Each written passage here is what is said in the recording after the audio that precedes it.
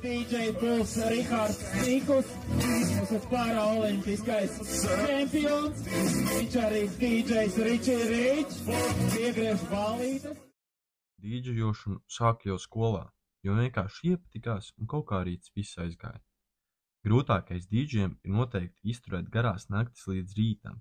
Lai būtu pēc iespējas labāks dīdžejs, es ieteiktu ļoti daudz ieklausīties klientu vēlmēs, ko viņi grib dzirdēt, jo tas tik dzirdēts baigi pašu dīdžeju noniecina, ka viņš neuzklausa klientu vēlmes. Lielākā kļūda, ko es darīju, ir pašā dīdžeja karjeras sākuma posmā. Es pietiekami daudz dedzināju no stumbas, jo toreiz maz ko sapratu. Rīgā ir tāda viena dīdžeja skola, kur to visu ļoti padziļināti apgūst, un tur arī es vēlētos paplašināt savas dīdžeja prasmes. Bet runājot par mērķiem, tad es tiecos pēc tā, lai pēc kāda laika vecrīgas bāros un klubos spēlētu tieši es.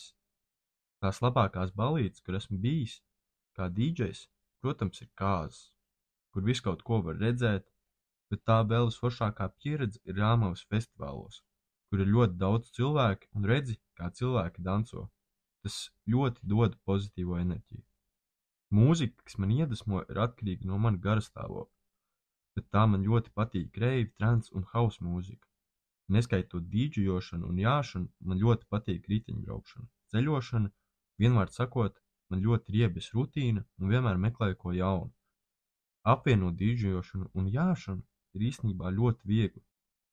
3 īpašības, kas man piemīt, ir neatlaidība, spītīgums un tiekšanās pēc mērķiem.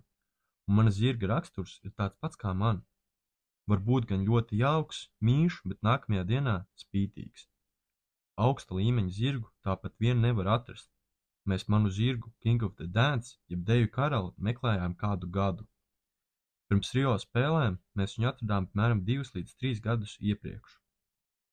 Man visspilgtāk palikusi atmiņa ir olimpiāde Londonā, jo uz turieni kvalificējos tikai 2 mēnešus iepriekš. Pirmos gadus piedaloties sacensībās bija uztraukums, bet tagad kādus 10 tas vairs nav. Visvairāk mani padara lepnu tas, ka esmu no mazas, bet ļoti sportiskas pilsētas Baldonas.